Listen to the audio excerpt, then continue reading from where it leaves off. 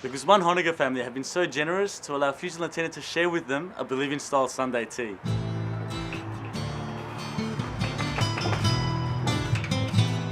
Buena, hola.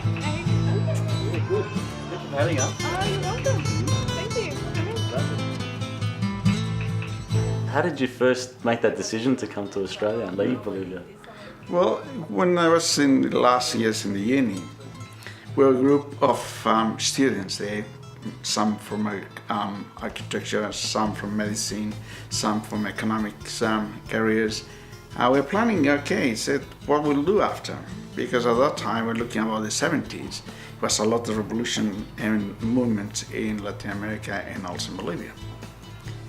And to do a postgrad was very hard because it was very hard to get a scholarship or something like that. And we have a lot of reading about Australia. In the areas that we're interested, said, well, okay, let's go and have a go. Because after 2 years at that time, they pay the tickets. Let's go 2 years there. If we don't like, we come back.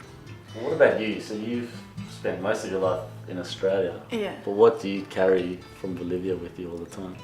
Okay, well, I guess I spent my childhood in Bolivia, and then I went back another time with my dad, and so I've gotten to know Bolivia at different stages of my life, and being able to observe it in a detached way, and also in an emotional way. Obviously, you miss family, and you miss the kind of friendliness and warmth that Bolivians have. And Juan Carlos, like you mentioned, there's things to learn here in Australia as well. So, if you think about your life in Bolivia versus your life now here in Australia, what do you think you've gained from this country, I guess? I think it's to be more systematic. That means you approach in life, they are more not so chaotic that we have in South America or in Bolivia. But here's more systematic. You can put some goals in your life, you can achieve that once. But in we can say in Bolivia, you can put 100 goals, and maybe you can achieve one or none. And Lorena, you still keep in touch with a lot of people back home, don't you? Yeah. How do you go about doing that? Well, I used to write, snail mail my friends and family, and I used to write my granddad, who is a very stern Spaniard. Yeah. I used to write to him like at least once every 2 weeks when I was in high school and when we came here. And that was really hard to miss people so much and to have to depend on letters. And then, with internet and all of that, it's a lot easier to keep in contact with people. So, you go through Facebook and things like that, and you're able to chat with people like on a daily basis and see what's going on in their life. They can see what's going on in your life, and it makes that nostalgia less intense. If any culture, they have the good values, and you bring with you. That means if you try to pass that good values to your children, they grow up with something. And after they have their own interpretation with this society. The same way, if you absorb what's in this society, you can have the best. Because it's not to be in one extreme or the other extreme. It's not trying to forget what you are. The same when you speak, you have to speak with an accent, yes, sure. Or you have your own ways to think, yes, sure. Because you can change your mind.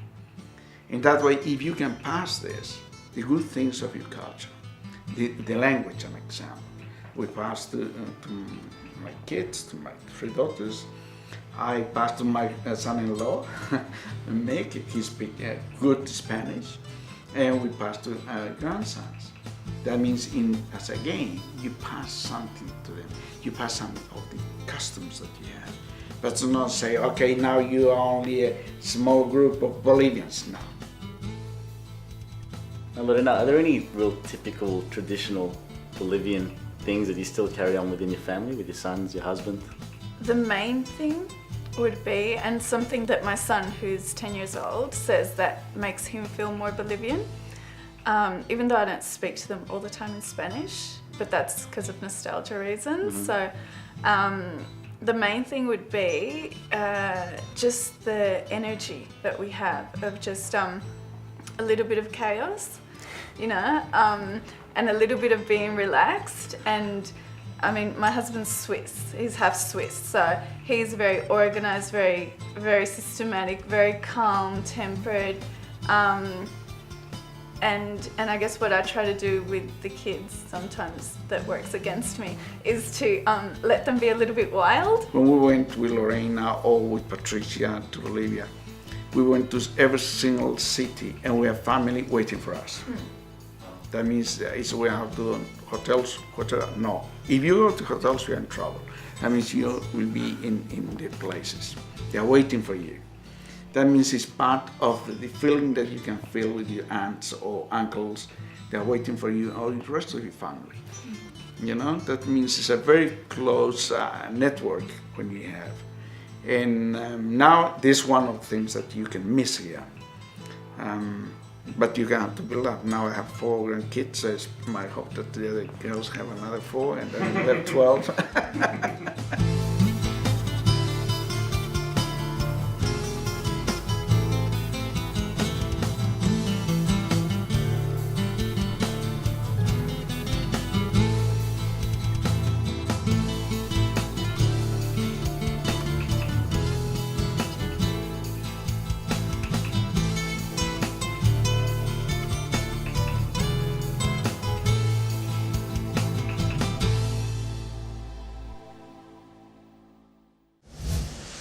While we all know that Johnson Street is renowned for being the Latin American quarter in Melbourne, what you may not know is that it's taken many years for the street to become what it is today.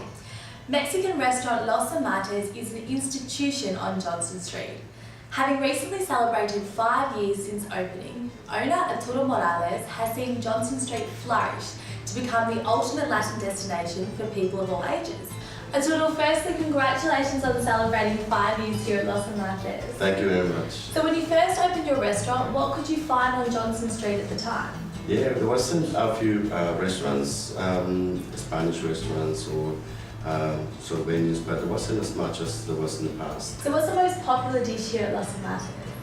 Well, that's a good question. We got quite a few dishes that people are really keen to try. Probably the most popular is the combination platter that has 5 different items, some of the handmade with the corn masa. The mole is a very traditional Mexican dish that dates back from the Aztecs. I like to continue with the success of Fitzroy or Johnson Street and for people to continue coming into this area and have a good time eating the food that we serve and going out and have a good time at the bars and, you know, having margaritas or having sangrias.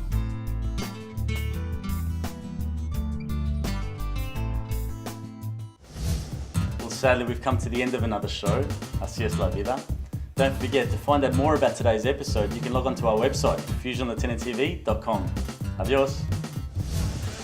Coming up next week on Fusion Latina, join yours truly as I catch up with the owner of Copacabana International, Judy Fonseca. Music that plays at Copacabana, they are Latin.